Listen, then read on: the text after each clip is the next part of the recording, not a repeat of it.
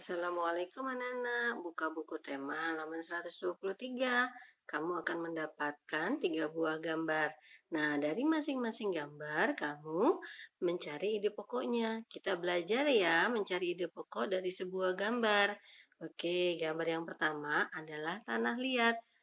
Yang bisa kita cari ide pokoknya adalah salah satu tanah yang banyak manfaatnya adalah tanah liat. Nah, gambar yang kedua. Gambar yang kedua adalah sebuah proses.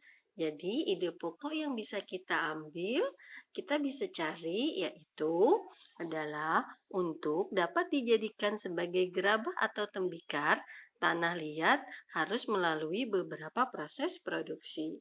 Oke, itu ide pokok yang kedua. Baik, ide pokok yang ketiga dari gambar tersebut bisa kita cari ya anak-anak, yaitu ide pokoknya adalah barang-barang di sekitar kita yang dibuat dari tanah liat.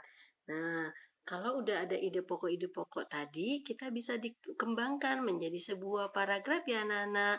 Nah, ini adalah kembangan dari ide-ide pokok yang tadi sudah kita ambil. Kalian bisa baca.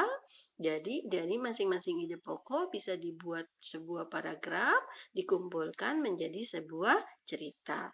Oke, tugas selanjutnya adalah buka halaman 129. Nah, kalian bisa membuat sebuah paragraf dari sebuah ide pokok. Kamu kembangkan sendiri ya. Ya, ini paragraf yang pertama ya anak-anak dari kata-kata yang sudah disiapkan. Kemudian, kamu kembangkan sendiri menjadi sebuah paragraf. Oke, ide pokok yang kedua yang sudah disajikan yaitu tentang proses pembuatan gerabah dari tanah liat. Kamu kembangkan ya menjadi sebuah paragraf juga. Bisa ya anak-anak, kembangkan pakai bahasamu sendiri ya anak-anak.